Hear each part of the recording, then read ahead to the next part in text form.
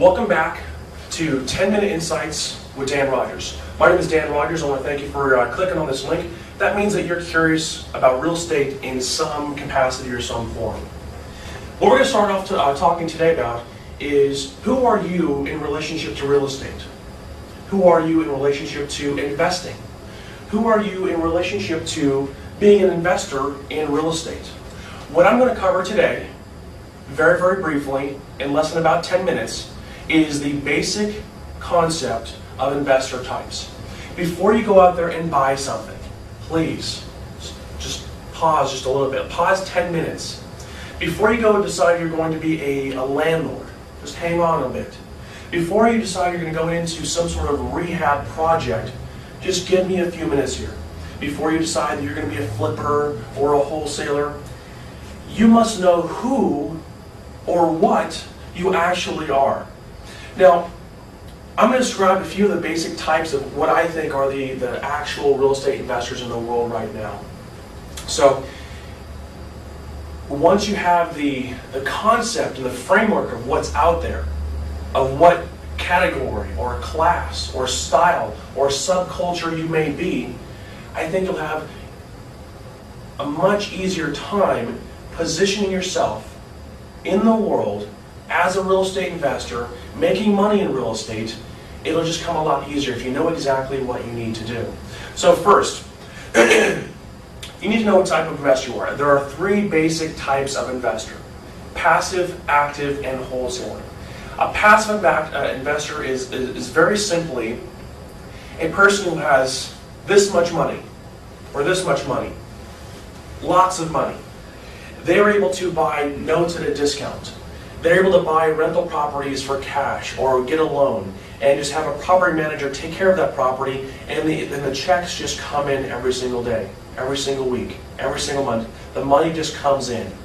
They do not have to have their hands on it anymore. They first found it, and then the money just comes in.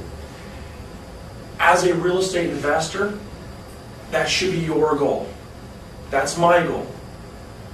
Long-term, get rich the slow way, buy properties, receive rental income. But how do we get there? So that's the ultimate goal, and if that's what you are right now, if you have this large lump sum of cash, fantastic. Operate within that frame and that model. If you do not have that huge amount of money, if you're looking for real estate as kind of a supplemental income source to help you pay off debt or get to the point where you have this chunk of money working for you, then don't think of yourself as a long-term real estate holder yet. Wait. Excuse me, I'm fighting through a cold here, so I'm going to cough, and I may sneeze, and we're just going to work right on through it, so I appreciate that. So that's passive. We could be passive right now, but most likely we're going to be either an active or a wholesaling or middle person type of investor. The second type of investor I'm going to talk about, which is more where people should feel like they are.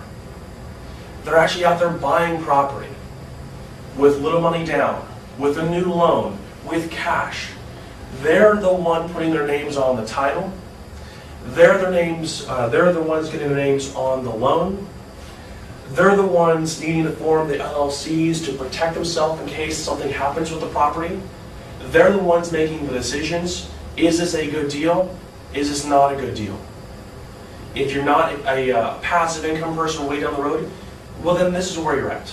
If you have money, if you have the confidence to go sign a contract, if you have the ability to get a loan, if you have all cash to buy from a homeowner at the auction, or make REO offers, lease option deals, sandwich deals, all these types of things where you are looking to put your neck on the line and make the most amount of money possible, you're an active investor.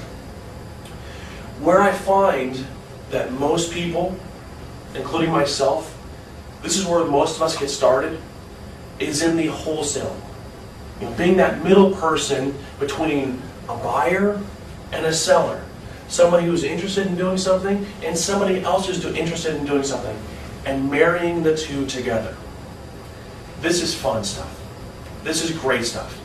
When you're in the wholesaling or middle person or matchmaking or becoming a a transactional engineer, you can always flip this frame into buying it for yourself, into buying it long-term and being an active passive investor. Kind of an oxymoron, but that's just how it is.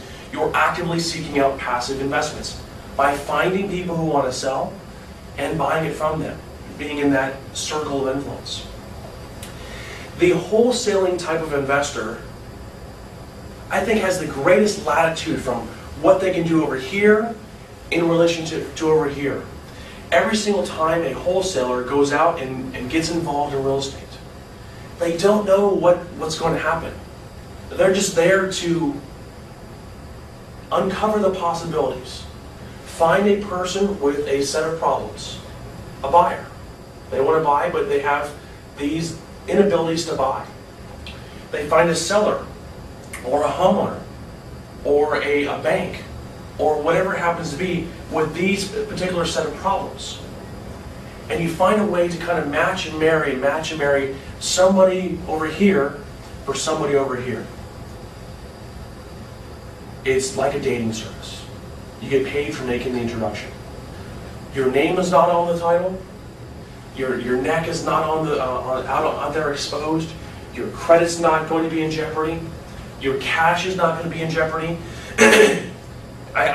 Interesting story. I had somebody came to me one day. They said, "Dan, what I want to do is I want to find people who want to buy, and I want to find people who want to sell, and then I want to introduce them together, and I want to make a little bit of money."